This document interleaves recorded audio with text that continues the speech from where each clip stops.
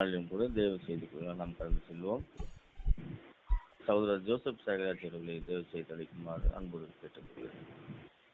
கர்த்தருக்குள் அன்பான சகோதரர்களே, சகோதரிகளே, இந்த காலை நேரத்திலே அனுதின தியான பகுதியில் கூடியுள்ள யாவரையும் நம்முடைய ஆண்டவரும் உலகரட்சகருமாய் இயேசு நாமத்திலே வாழ்த்தி வரவேற்கிறேன். கடந்த வாரம் நாம் 3வது அதிகாரத்தை தொடங்கினோம். உன்னதப்பாட்டு 3ஆம் அத்தியாயத்தை தொடங்கினோம். அதிலே முதல் 2 வசனங்களுக்கான விளக்க உரையை கடந்த வாரத்திலே பார்த்தோம். இப்பொழுது நாம் 3ஆம் வசனம் தொடர்கிறோம். இது இந்த 3ஆம் அத்தியாயத்தில் தொந்தரவான ஒரு இரவு என்பதன் தொடர்ச்சியாய் இருக்கிறது. அந்த மணப்பெண் தன்னுடைய நேசர் படுக்கையில் இல்லாததால் அவரை தேடி வீதிகளில் அலைகிறாள். அப்படி வீதிகளில் அலையும் போது என்ன நடந்தது என்பதை 3ஆம் வசனம் விவரிக்கிறது. நகரத்திலே திரிகிற காவலாளர் என்னை கண்டார்கள். என் ஆத்தும நேசரை கண்டீர்களா என்று அவர்களை கேட்டேன். சுலைமித்திய பெண்ணின் இந்த தேடலை எதற்கு ஒப்பிடலாம்? சுலைமித்திய பெண் தனது நேசரை அவசரமாக இரவு நேரத்தில் தேடுவது நம்முடைய ஆத்மா இருளான பாவ உலகத்துல கர்த்தரை தேடுவதை அடையாளப்படுத்துவதாய் இருக்கிறது. பொதுவாக ஒரு மனிதனின் ஆத்மா கர்த்தரை தேடுவதை அடையாளப்படுத்துவதாய் இருக்கிறது. இந்த சூலைமித்திய பெண் நகரத்தில் உள்ள காவலாளிகளின் உதவியை நாடுகிறாள். அவரிடத்தில் அவரை பார்த்தீர்களா என்று கேட்கிறாள். ஆத்மா தேவனை தீவிரமாக தேடும்போது தனது வழியில் எதிர்ப்பட்ட மக்களை அல்லது தன்னை ஆளுகிற மக்களை, தன்னை காக்கிற மக்களை விசாரிக்கிறதா இருக்கிறது. இங்கே சங்கீதம் 42 முதல் 3 வசனங்களை கூட நாம் நினைவு கூறலாம். மானானது நீரோடைகளை வாஞ்சித்து கதறுவது போல தேவனே, என் ஆத்துமா உம்மை வாஞ்சித்து கதறுகிறது. என் ஆத்துமா தேவன் மேல், ஜீவனுள்ள தேவன் மேலேயே தாகமாய் இருக்கிறது. நான் எப்பொழுது தேவனுடைய சந்நிதியில் வந்து நிற்பேன்? உன் தேவன் எங்கே என்று அவர்கள் நாள்தோறும் என்னிடத்தில் சொல்லுகிறபடியால் இரவும் பகலும் என் கண்ணீரே எனக்கு உணவாயிற்று. இது ஆத்துமாவின் ஏக்கம், விடாமுயற்சி மற்றும் சமூகத்தின் வழிகாட்டுதலை நாடுதல் என்ற அர்த்தங்களை எடுத்து காட்டுகிறது. இந்த வசனத்தின் நேரடியான மற்றும் அடையாளத்துவ அர்த்தங்களை சற்றே பார்ப்போம்.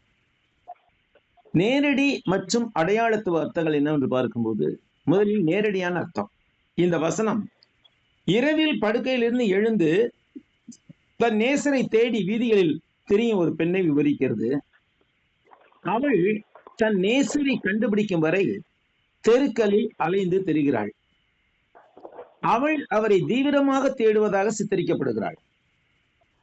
இது ஆழமான மற்றும் நீடித்த அன்பின் பின்னணியில் நடக்கும் ஒரு வரலாறு. அடையாளத்துவ அர்த்தம் இது ஆத்மாவின் ஏக்கமாக உள்ளது. நேசரை தேடுதல் என்பது உன்னதரின் வல்லமையுடன் தொடர்பு கொள்ள ஆத்மா கொண்டுள்ள ஆழ்ந்த விருப்பத்திற்கான ஒரு வல்லமையான உருவகமாகும். நிறைவில் இது தேவனோடு இணைவதற்கான ஏக்கத்தை குறிக்கிறது.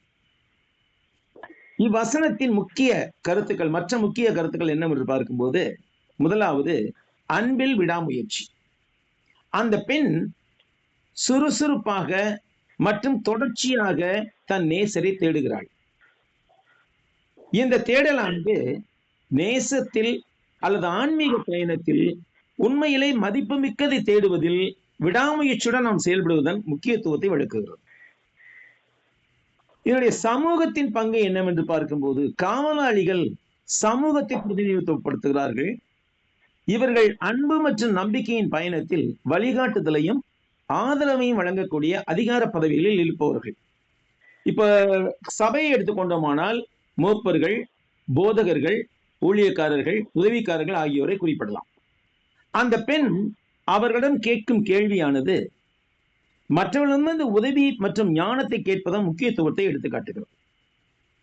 இந்த உன்னத பாட்டு 3:3 வசனம் ஒரு பெண் தன் நேசரை அவசரமாக இரவு நேரத்தில் தேடுவதை எடுத்து விவரிப்பதாய் இருக்கிறது. நான் ஏற்கனவே சொன்னது போல இந்த பெண் நம்முடைய ஆத்மாவிற்கும், நேசர் நம்முடைய தேவன் கிறிஸ்துவுக்கும் ஒப்பிடப்படுகிறது. அப்போது அவள் நகர காவலாளர்களை சந்தித்து, என் ஆத்ம நேசரை கண்டீர்களா என்று கேட்கிறார். இது ஒரு பெண் தன் நேசரை தேடுவதாகவும், ஆவிக்குரிய வகையில் ஆத்மா தேவனை தீவிரமாக தேடுவதற்கான ஒரு உருவகமாக விளக்கப்படுகிறது. காவல்காரர்கள் சமூகத்தை அல்லது வழிகாட்டுதலை வழங்கும் ஆன்மீக தலைவர்களை குறிக்கிறார்கள். சூலமீத்தை பெண் கொண்டிருந்த ஏக்கத்தை சற்றே விவரித்து பார்ப்போம். இவள் தன் நேசரோடு இணைய வேண்டும் என்பதற்காக ஆழ்ந்த ஏக்கம் கொண்டிருந்தாள். ஆழ்ந்த ஏக்கம் கொண்டதோடு மாத்திரமல்ல, அதற்கான தேடுதலை விடாமுயற்சியுடன் தொடங்கினாள். அன்பு மற்றும் நிறைவை தேடுவதில் அவள் ஆர்வமாய் இருந்தால் அதை இந்த பகுதியை ஒத்து விளக்குவது. இது ஒரு அவசர தேடலாக இருந்தது. இரவு நேர அமைப்பு, நைட் டைம் ஸ்ட்ரக்சர் என்பது பெண் தன் நேசரை தேட வெளியே செல்வதில் காணப்படுவது போல அவளுடைய நேசருக்கான அவசரமான மற்றும் நம்பிக்கையான விருப்பத்தை வலியுறுத்துகிறது. பாருங்க, ஒரு பெண் தன் நேசரை காணோம் என்று இரவிலே தெருவிலே தெரிகிறது என்றால் அது என்ன ஒரு காரியமாக இருக்கும்? நாம் யோசித்து பார்ப்போம். இந்த உலகமானது பாவ இருளிலே மூழ்கி இருக்கிறது. நம்முடைய ஆத்மா இந்த உலகத்திலே நம் நேசரை தேடி திரிகிறது. இதான் இந்த உருவகம். காவலாளிகள் என்பவர்கள் நகரத்தின் அதிகாரம் மற்றும் ஒழுக்கத்தின் உருவங்கள் ஆவார்கள். அவள் அவர்களை நேரடியாக எதிர்கொள்கிறாள். அவள் விரும்புவதை தேடுவதில் அவளுடைய தைரியத்தை காட்டுகிறாள். பாருங்க, போலீஸ்காரர் வர்றாரு நைட் நேரத்துல, 12 மணி நேரத்துல. ஒரு பெண் தனியே வந்து கொண்டு இருக்கிறாள். அப்ப அந்த போலீஸ்காரர் என்னன்னு அனுப்பாரு, இந்த பெண் என்ன நினைவில் இருக்கிறாள், இவளுக்கும் தன்னுடைய நேசர நினைவில் இருக்கிறார். அப்ப போய் அவர்கிட்ட போய் என்னுடைய நேசரை கண்டீர்களா என்று கேட்கும் போது அந்த போலீஸ்காரர் சரியான வழியை காட்டுபவராய் இருக்க வேண்டும். அவளுடைய கேள்வி தன் ஆத்ம நேசரை பற்றியது. இது ஒரு தீவிரமான தனித்துவமான கவனமாக இருந்தது. இது மேலோட்டமானதல்ல, மாறாக ஆழமான மற்றும் ஆவிக்குரிய அன்பை குறிப்பதாய் இருக்கிறது. இந்த சூலமீத்த பெண்ணின் தேடலின் ஆவிக்குரிய விளக்கம் என்னவென்று பார்க்கும்போது, ஆத்மா தேவனுக்காக கொண்டுள்ள ஏக்கம். பெண்ணின் தீவிர தேடலானது தேவனுடனான ஆழமான உறவுக்கான விசுவாசியின் ஏக்கத்தின் உருவமாக கருதப்படுகிறது. சமூகத்தின் காவலாளிகள், ஆன்மீக தலைவர்கள் அல்லது மக்களின் ஆன்மீக பயணத்தில் அவர்களை வழிநடத்தி பாதுகாக்கும் பணியில் உள்ள மூத்த விசுவாசிகளின் சமூகத்தை குறிக்கலாம். எபேசியர் 4:12-13 நாம வாசிக்கிறோம், பரிசுத்தவான்கள் சீர்பொருந்தும் பொருட்டு சுவிசேஷ ஊழியத்தின் வேலைக்காகவும் கிறிஸ்துவின் சரீரம் ஆகிய சபையானது பக்தி விருத்தி அடைவதற்காகவும் அவர் சிலரை அப்போஸ்தலராகவும் சிலரை தீர்க்கதரிசிகளாகவும் சிலரை சுவிசேஷகராகவும் சிலரை மேய்ப்பராகவும் போதகராகவும் ஏற்படுத்தினார். இவர்கள் தான் காவலாளிகள், வேறு ஒன்றும் இல்லை. அப்போஸ்தலர்கள், தீர்க்கதரிசிகள், சுவிசேஷகர்கள், மேய்ப்பர்கள், போதகர்கள், இவர்கள் சபை என்ற சமூகத்தின் காவலாளிகளாக இருக்கிறார்கள். அந்த பெண் என்ற ஆத்மா தேவனை தேடும் போது நிச்சயமாக அவள் யாரிடத்தில் தான் போக வேண்டும்? இந்த காவலாளியிடம் போக வேண்டும். எங்கே என்று கேட்பதற்கு 1 நூற்றாண்டிற்கு அப்பால் மேய்ப்பர்கள் மற்றும் போதகர்கள் மாத்திரமே சபையில் இருக்கிறார்கள். அது நமக்கு நன்றாக தெரியும். இப்போ இன்றைய நாட்களிலே அப்போஸ்தலர்கள் நம்மோடு இல்லை, தீர்க்கதரிசிகள் நம்மோடு இல்லை, இந்த 2 பேரும் நம்மோடு இல்லை. சுவிசேஷகர்கள் இருக்கிறார்கள், மேய்ப்பர்கள் இருக்கிறார்கள், போதகர்கள் இருக்கிறார்கள். இந்த 3 பணிகளைத்தான் மனிதர்கள் செய்ய முடியும். அப்போஸ்தலர்களும் தீர்க்கதரிசிகளும் 1 நூற்றாண்டோடு முடிந்து விட்டார்கள். சபையை கண்காணிக்கும் பொறுப்பு கண்காணிகளுக்கும் போதித்து வழிநடத்தும் பொறுப்பு போதகருக்கும் உள்ளது என்பது நமக்கு நன்கு தெரியும். அப்போ விசுவாசிகள் கிறிஸ்துவை பற்றியும் வேதாகமத்தை பற்றியும் தாங்கள் அறிய விரும்புகிற விஷயங்களை மேய்ப்பர்களிடமும் போதகரிடமும் கேட்கிறார்கள்.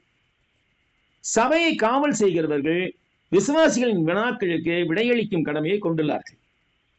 அவரை தேடுவதும், தேவனை தேடுவதும், இயேசு கிறிஸ்துவை தேடுவதும், கண்டுபிடிக்கும் வரை விட்டுவிடாமல் இருப்பதும், தேவனை பின்தொடர்வதில் நிலையான நம்பிக்கை மற்றும் விடாமுயற்சியின் முக்கியத்துவத்தை வசனம் விளக்குகிறது. அடுத்து ஞானத்தை தேடுதல். காவலாளர்களிடம் வழிகாட்டுதலை கேட்கும் பெண்ணின் செயல் நமது வாழ்க்கையில் மற்றவர்களிடமிருந்து ஞானத்தை தேடி கண்டுபிடிப்பதன் முக்கியத்துவத்தை பிரதிபலிக்கிறது. 4ஆம் வசனம் சொல்லுகிற உன்னத பாட்டு 3ஆம் அதிகாரம் 4ஆம் வசனத்துக்கு வருகின்ற பொழுது, நான் அவர்களை விட்டு கொஞ்ச தூரம் கடந்து போன உடனே என் ஆத்தும நேசரை கண்டேன்.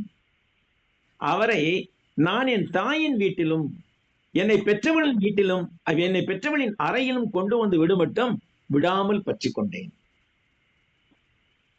அழகான வசனம் பாருங்க. உன்னத பாட்டு 3:4 ஒரு தேடலுக்கு பின்பாக அந்த பெண் தன்னுடைய நேசரை கண்டுபிடித்தாள், அவரை பற்றி கொண்டாள். அந்த தருணத்தை இது விளக்குகிறது. நான் அவர்களை விட்டு கொஞ்ச தூரம் கடந்து போன உடனே என் ஆத்தும நேசரை கண்டேன், விடாமல் பற்றி கொண்டேன். எது வரைக்கும் விடாமல் பற்றி கொண்டேன்? என் தாயின் வீட்டிலும் என்னை பெற்றவளின் அறையிலும் கொண்டு வந்து விட மட்டும் விடாமல் பற்றி கொண்டேன். நேரடி அர்த்தத்தில் பார்க்கும்போது நீண்ட ஒரு தேடலுக்கு பிறகு இறுதியாக அந்த பெண் தன் நேசரை கண்டுபிடித்து அவரை தனது வீட்டிற்குள் கொண்டு வரும் நிகழ்வை இது விவரிக்கிறது. ஆவிக்கிறவையில் பார்க்கும்போது இது கிறிஸ்துவை தேடி கண்டுபிடித்து அவரை பற்றி கொண்டு பயணத்தை தொடர்கிற விசுவாசியின் பயணத்தை அடையாளப்படுத்துகிறது. இது தெய்வீக உறவில் ஆழ்ந்த அர்ப்பணிப்பையும் மகிழ்ச்சியையும் வெளிப்படுத்துகிறது. அதே நேரத்தில் இது ஒருவரின் வாழ்க்கையின் மிக நெருக்கமான மற்றும் அடித்தள அம்சங்களையும் வெளிக்கொண்டு வருகிறது. எப்படி? நேரடியான விளக்கத்தை பார்க்கிறோம். என் ஆத்தும நேசரை நான் கண்டேன். மணமகள் தனது நேசரை தேடிய பிறகு அவரை கண்டுபிடித்ததாக மகிழ்ச்சியோடு ஆரவாரம் செய்கிறாள். பிரியமானவர்களே, இயேசுவை கண்டுகொண்ட நாம் நம்மோடு அதை நிறுத்திக் கொள்ளக்கூடாது. மற்றவர்கள் எல்லாருக்கும் அறிவிக்கும்படியாக நாம் ஆரவாரம் இட வேண்டும். என் நேசரை கண்டுகொண்டேன், நீங்களும் நேசரிடத்திலே வாருங்கள் என்று சொல்லி மற்றவர்களும் அவரிடத்தில் வந்து சேரும்படியாக நாம் ஆரவாரிக்க வேண்டும். நான் அவரை பிடித்து கொண்டேன், அவரை விடமாட்டேன். இந்த நெருக்கத்தையும் பிணைப்பையும் காத்துக்கொள்ள அவள் கொண்டிருந்த வலுவான விருப்பத்தை இந்த வசன பகுதியை காண்பிக்கிறது. இது அவளுடைய அன்பின் உறுதியான மற்றும் நிலையான அரவணைப்பை குறிக்கிறது. அடுத்து என்ன சொல்றா? நான் அவரை என் தாயின் வீட்டிலும் என்னை பெற்றவளின் அறையிலும் கொண்டு வந்து விடுமட்டும் அவரை பற்றி கொண்டேன் என்று சொல்கிறார். இது அவள் தனது நேசரை தனது வாழ்க்கையின் மிகவும் பாதுகாப்பான மற்றும் அடித்தளமான இடத்திற்கு கொண்டு வருவதை குறிக்கிறது. இது குடும்ப ஆசீர்வாதம், ஒப்புதல் மற்றும் நெருக்கமான தொடர்புக்கான இடத்தை குறிக்கிறது. காவல்காரர்கள் அவளது வினாவுக்கு விடையளித்தார்களா இல்லையா என்பது இந்த வசனத்தில் குறிப்பிடப்படவில்லை. ஆனால் சுலைமீத்து பின் அவர்களை விட்டு கொஞ்ச தூரம் கடந்து போன உடனே தன் ஆத்தும நேசரை கண்டு கொண்டதாக குறிப்பிடுகிறார். பல வேளையில் இவ்வாறுதான் நடக்கிறது. மீட்பரை பற்றியும் அவரது மீட்பு பணியை பற்றியும் நாம் நம்மை விட வேத அறிவு அதிகமாக உள்ளவர்களும் விசாரிக்கிறோம். அவர்களும் தாங்கள் அறிந்துள்ளதை கூறுகிறார்கள். ஆனாலும் சில வேளைகளில் அவர்களுடைய விடைகள் நமக்கு திருப்தி அளிப்பதில்லை. காரணம், அவர்களும் மனிதர்கள் தானே. ஒவ்வொரு மனிதனும் தனக்குள்ளாக ஒரு வரையறை கொண்டிருப்பான். அந்த வரையறைக்குள்ளாதான் சிந்தனைகள் எல்லாம் இருக்கும். இந்த வரையறைகளும் உடைத்து தகர்த்தெறிந்து நாம் தேவன் மீது அளவற்ற அன்பு காண்பிக்கும் போது இந்த உலகம் நம்மை பைத்தியக்காரர்கள் என்று சொல்லும். இந்த உலகம் நம்மை பைத்தியக்காரர்கள் என்று சொல்லவில்லை என்றால் நாம் இன்னும் தேவனிடத்தில் நெருங்கவில்லை என்று அர்த்தம். அதை நாம் புரிந்து கொள்ள வேண்டும். அப்போ நாம் வேதாகமத்தில் தேடும் போது தேவன் நமது தேடுதலை கௌரவப்படுத்தி நமக்கு வேதாகமத்தின் மூலமாகவே விடையளிக்கிறார். இவ்வாறு சுயமுயற்சியினால் நாம் கற்றுக்கொள்கிற விஷயங்கள் நம்முடைய வாழ்வில் அதிகம் பயன் தருகின்றன. நாம் நமது கர்த்தரை கண்டு கொண்ட பின் அவரை நாம் இதயத்தில் அமர அனுமதிக்க வேண்டும். வெளிப்படுத்தின 3ஆம் அதிகாரம் 20ஆம் வசனத்தில் கர்த்தர் பின்வருமாறு கூறுகிறார், இதோ வாசற்படியிலே நின்று தட்டுகிறேன். ஒருவன் என் சத்தத்தை கேட்டு கதவை திறந்தால் அவனிடத்தில் நான் பிரவேசித்து அவனோட போஜனம் பண்ணுவேன், அவனும் என்னோட போஜனம் பண்ணுவான். பழைய ஏற்பாட்டு சபைக்கு நியாயப்பிரமாணத்தில் கிறிஸ்துவை தேடி கண்டுபிடிப்பது கடினமாக இருந்தது.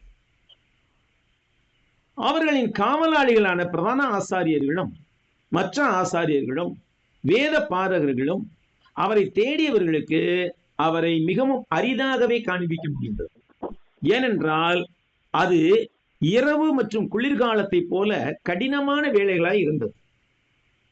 முதல்ல நட்சத்திர யுகம்னு சொல்றாங்க பிதாக்களின் யுகத்தை, மோசையின் யுகத்தை சந்திர யுகம்னு சொல்றாங்க. இந்த நட்சத்திரமும் சரி சந்திரனும் சரி சூரியன் இருந்துதான் ஒளியை வாங்கி பிரதிபலிப்பதா இருக்கிறது. அது இரவிலே தான் ஒளிரும். அப்படி ஒளிர்ந்தாலும் அந்த ஒளி மிகவும் வெம்மையாக இருக்காது, குளிரை போக்காது.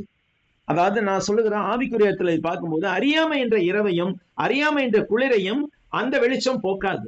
ஏனென்றால் நீதியின் சூரியனாகி இயேசு கிறிஸ்து வரும்போதுதான், சூரிய யுகமாகிய கிறிஸ்துவின் யுகத்திலே தான் எல்லா மக்களும் நிறைவான அறிவை பெற்றுக் கொள்கிறோம்.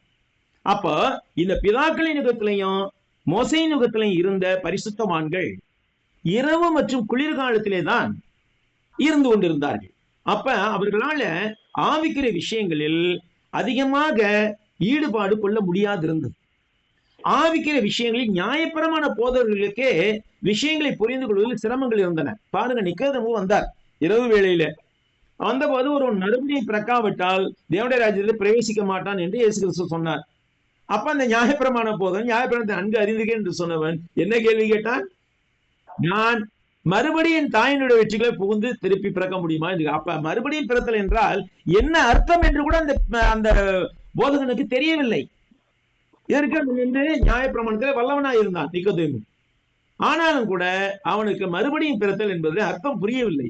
அப்ப இயேசு கிறிஸ்து அங்க சொல்றார், ஜலத்தினால் ஆவியினாலும் பிறக்க வேண்டும் என்று சொல்றார். அது மாதிரி பழைய ஏற்பாட்டு போதகர்கள் நியாயப்பிரமாணத்தை எவ்வளவுதான் கற்றுக்கொண்டாலும் நிறைவான அறிவை உடையவர்களா இல்லை. கிறிஸ்து இந்த உலகத்திற்கு வந்த போது கூட அவர்கள் அவரே மேசியா என்று ஏற்றுக்கொள்ளவில்லை. அப்படி இருக்கு, அவர்கள் எவ்விதம் தங்கள் இன மக்களுக்கு அவரை அடையாளம் காட்டியிருக்க முடியும்? என்றைக்கும் யூத மார்க்கத்தினர் செய்கிறார்கள். ஜெருசலேமின் மேற்கு சுவர்ல, ஜெருசலேம் தேவாலயத்தின் மேற்கு சுவர் ஒன்றுதான் அவர்களுக்கு சொந்தமாக இருக்கிறது. அந்த இடம் முழுவதையும் இன்றைக்கு முஸ்லிம்கள் ஆக்கிரமித்து ஒரு பள்ளிவாசலை கட்டியிருக்கிறார்கள். அந்த எருசலேமின் மேற்கு சுவர்களை போய் முட்டிக்கிட்டு அழுகிறாங்க. என்னன்னு அழுகிறாங்க? மேசியாவை எங்களுக்கு அனுப்பும் ஆண்டவரே. அப்ப எவ்வளவு குருட்டுத்தனமான நம்பிக்கை வைத்திருக்கிறார்கள் பாருங்க. தேவனைத்தான் தொழுகிறார்கள், அதுல எந்த விதமான வேறுபாடும் இல்லை. ஆனாலும் கூட இயேசு கிறிஸ்துவை கர்த்தர் என்று, மேசியா என்று அவர்கள் ஏற்றுக்கொள்வதில்லை. அப்ப அவர்களுடைய அறிவு பவுல் சொல்றது மாதிரி அவர்களுடைய அறிவு குறைவானதாக இருந்தது. அவர்களுடைய வேத விளக்கம் குறைவானதாக இருந்தது. நான் ஏற்கனவே சொன்னது போல நட்சத்திர யுகத்திலும் சந்திர யுகத்திலும் இருந்த அறிவு குளிரானதாக, குறைவானதாக, இருள் மூண்டதாக இருந்தது. ஆனால் சூரிய யுகமான கிறிஸ்துவின் யுகத்திலே எல்லாருக்கும் அறிவானது வெட்ட வெளிச்சமாக காண்பிக்கப்படுகிறது. எனவே இந்த தேடலுக்கு பிற்பாடு நேசரை கண்டுகொண்ட அந்த பெண் தன்னுடைய வீட்டிலே அவரை கொண்டு போய் வைத்தாள் என்று சொல்றார். அடுத்ததாக இதே அத்தியாயத்திலே 2வது உட்பிரிவுக்கு வருகிறோம். இது ஒரே ஒரு வசனம் தான். எருசலேம் பெண்களுக்கு சாலமோன் என்ன சொன்னார்? எருசலேமின் குமாரத்திகளே, எனக்கு பிரியமானவளுக்கு மனதாக மட்டும் நீங்கள் அவளை விழிக்க பண்ணாமலும் எழுப்பாமலும் இருக்கும்படி வெளிமான்கள் மேலும் வெளியின் மறைகள் மேலும் உங்களை ஆணையிடுகிறேன். இங்க மான்கள்னாலும் மறைகள்னாலும் ஒண்ணுதான். மறைங்கிறது மறை சின்னறை போடணும், பெரிய ரை இல்ல. பெரிய ரை போட்டா ஒளிந்து கொள்ளுது என்ற அர்த்தமாகும். சின்னறை போட்டோம்னாக்க மறை என்பது மான் என்பதற்கு தான் அர்த்தம். ரெண்டுமே ஒரே அர்த்தம் கொண்ட இரு சொற்கள். இங்கே தேவன் யாரையும் வற்புறுத்துவது கிடையாது, தன்னை தொழில் கொள்ள வேண்டும் வற்புறுத்துவது கிடையாது என்று இந்த வசனத்திலே வெளிப்படுத்துகிறது. உன்னத பாட்டு 3:5 சாலமன் மீண்டும் எருசலேம் பெண்களுக்கு ஒரு வேண்டுகோள் விடுக்கிறார். எனக்கு பிரியமானவளுக்கு மனதாக மட்டும் நீங்கள் அவளை விழிக்க பண்ணாமலும் எழுப்பாமலும் இருங்கள் என்ற வேண்டுகோளை முன்வைக்கிறார். இந்த வேண்டுகோளை அவர் முன்னதாக 2ஆம் அத்தியாயத்தில் 7ஆம் அதிகாரத்திலும் முன்வைத்திருந்தார். அதை நாம் சற்று விவரமாகவே பார்த்தோம். அதுல இப்ப அதே வசனத்தை தான் சற்று வேறு மாறுபட்ட கோணத்திலே நாம் பார்க்க போகின்றோம். தேவன் தமது மக்களை எந்த விஷயத்திலும் வற்புறுத்துவதில்லை. நாம முன் வந்து அவருக்கு கீழ்ப்படிய வேண்டும் என்றே எதிர்பார்க்கிறார். ஆதியாகமத்துல ஏவாள் அந்த கனியை பறித்து உண்ணுவாள், தன் புருஷனுக்கு கொடுப்பாள் என்பது தேவனுக்கு தெரியுமா தெரியாதா? தெரியும். அப்புறம் ஏன் அந்த பழத்தை அங்க வச்சார் என்று சிலர் வந்து முட்டாள்தனமாக கேள்விகள் கேட்பார்கள். பிரியமானவர்களே, தேவன் நாம் முழு மனத்தோடு அவருக்கு கீழ்ப்படுகிறோமா என்பதை எதிர்பார்க்கிறார். தேவனாகிய கர்த்தரை முழு இருதயத்தோடும் முழு மனதோடும் முழு சிந்தையோடும் தேட வேண்டும், வற்புறுத்துதலுக்காக அல்ல. இது பொறுமைக்கான ஒரு அழைப்பாக இருக்கிறது. இந்த வசனம் நேரடியான அர்த்தத்தை பார்க்கும்போது நேசம் அல்லது உடல் ரீதியான நெருக்கத்தில் விரைவுபடுத்துவதற்கு எதிரான எச்சரிக்கையாய் இருக்கிறது. உணர்வுகள் முழுமையாக வளர சரியான நேரத்திற்காக காத்திருக்கும்படி இது மக்களை, குறிப்பாக இளைஞர்களையும் இளம்பெண்களையும் ஊக்குவிக்கிறது.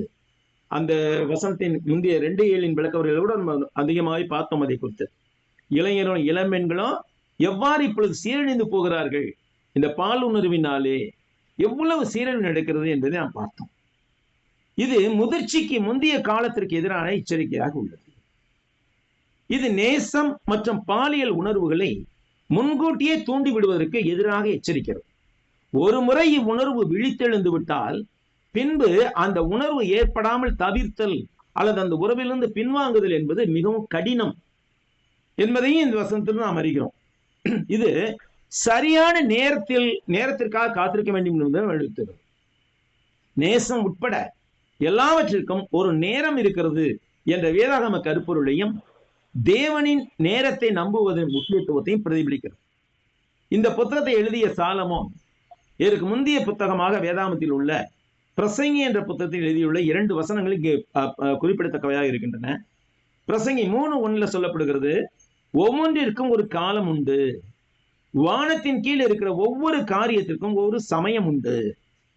அதே மாதிரி அதே பிரசங்கி 9:11 சொல்லப்படுகிறது, நான் திரும்பிக் கொண்டு சூரியனுக்கு கீழே கண்டதாவது, ஓடுகிறதற்கு வேகம் உள்ளவர்களின் வேகமும் யுத்தத்துக்கு சௌரியமான்களின் சௌரியமும் போதாது, பிழைப்புக்கு ஞானம் உள்ளவர்களின் ஞானமும் போதாது, ஐஸ்வர்யம் அடைகிறதுக்கு புத்திமான்களின் புத்தியும் போதாது, தயவு அடைகிறதுக்கு வித்வான்களின் அறிவும் போதாது, அவர்கள் எல்லாருக்கும் சமயமும் தேவ செயலும் நேரிட வேண்டும். பிரியமானவர்களே, இந்த வசனம் திருமணத்துடன் நெருங்கிய தொடர்புடையதாக இருக்கிறது. இந்த புத்தகத்தின் சூழலில் பார்க்கும்போது இந்த எச்சரிக்கை திருமணமானவர்களின் நேச உறவினை விளக்க வடிவமைக்கப்பட்டது மற்றும் திருமண உடன்படிக்கைக்கு வெளியே உடல் இன்பத்தை தேடுவதை தவிர்க்கவும் இது ஒரு நினைவூட்டுதலாக இருக்கிறது. அடுத்து இது வந்து ஒரு பரிசுத்தமான ஆடையிடுதலாக இருக்கிறது. நேசர் இந்த கூற்றை வயலின் காட்டுமான்கள் மீது ஆணையிட்டு கூறுகிறார். மறைகள் அதாவது மான்கள் மீது இதை ஆணையிடுகின்றார். ஏனென்றால் எத்தனையோ மிருகங்களை சொல்லி யானை மீது ஆணையிடுகிறேன், கழுதை மீது ஆணை என்று சொல்லியிருக்கலாமே. மான்கள் அவற்றின் தூய்மை மற்றும் சுதந்திரத்திற்காக அறியப்பட்டவையாக இருக்கின்றன. மான்கள் எப்போதுமே தூய்மையை பெறுகின்றவைகள். எந்த உடம்புல ஒரு சிறிய அழுக்கு இருந்தால் கூட உடனே அதை நக்கி தூய்மைப்படுத்தி விடும். அதே மாதிரி சுதந்திரமாக திரிகின்ற விலங்குகள். அதனால மான்களை தேர்ந்தெடுத்துக் கொண்டார்கள். மான்கள் அல்லது மறைகள் மீது ஆணையிடுகின்றனர். இது ஒரு பரிசுத்த சூழலில் கட்டுப்பாடு மற்றும் பொறுமைக்கான அழைப்பை வலுப்படுத்துகிறது. குறிப்பாக இன்றைய நாட்களில் சபையில் உள்ள இளைஞர்கள் இளம்பெண்களுக்கு நாம நிறைய அறிவுரை சொல்ல வேண்டியதாக இருக்கு. அவர்கள் இந்த செல்போனினாலும் டிவியினாலும் மிகுந்த கேடுபாடு அவருடைய இருதயத்தில் நுழைவதற்கு பெரிய வாசலை திறந்து வைத்திருக்கிறான் சாத்தான். அப்ப அவர்களுக்கு நாம் இதை சொல்ல வேண்டும். கட்டுப்பாடு அவசியம். எது வரைக்கும்? திருமணம் வரைக்கும் அவர்கள் கட்டுப்பாட்டோடு இருக்க வேண்டும். அதே போன்று பெற்றோர்களும் கூட ஏற்ற வயதிலே பிள்ளைகளுக்கு திருமணத்தை முடித்து வைக்க கடமைப்பட்டவர்களாக இருக்கின்றனர். சில பேர் இருக்கிறாங்க 26, 27 வயசு வரைக்கும் பொண்ணு வீட்டிலே வச்சு கொடுப்பாங்க, அதிகமா தேடாம இருப்பாங்க. ஆனாலும் கூட அதுக்கு பல்வேறு காரணங்கள் சொல்லப்படுகிறது. நம்ம சமூகத்தின் காரணங்களை விட்டு சொல்லுவோம், சபையின் காரணங்களை நாம் யோசித்து பார்க்கிறேன். ஆனால் இந்த உலகத்திலே வாழுகின்ற போது சமூகமும் சபையும் ஒன்றுக்கொன்று நேர் எதிரானவர்களாக இருக்கின்றன. சமூகத்தின் மதிப்பீடுகளை நாம் பின்பற்றும் போது சபையின் மதிப்பீடுகளை நாம் கொண்டிருக்க முடியாது. சபையின் மதிப்பீடுகளை பின்பற்றும் போது சமூகத்தின் மதிப்பீடுகள் நம்முடைய இதயத்துக்குள் வரக்கூடாது. இந்த காரியத்தை நாம் யோசித்து பார்ப்போம். இன்றைய பாடத்தை இத்தோடு நாம் முடிக்கிறோம். கர்த்தருக்கு சித்தமானால் தொடர்ச்சியை அடுத்த வாரம் இதே நாளில் இதே நேரத்தில் கவனிப்போம். நன்றி சகோதரரே, நன்றி சகோதரியே.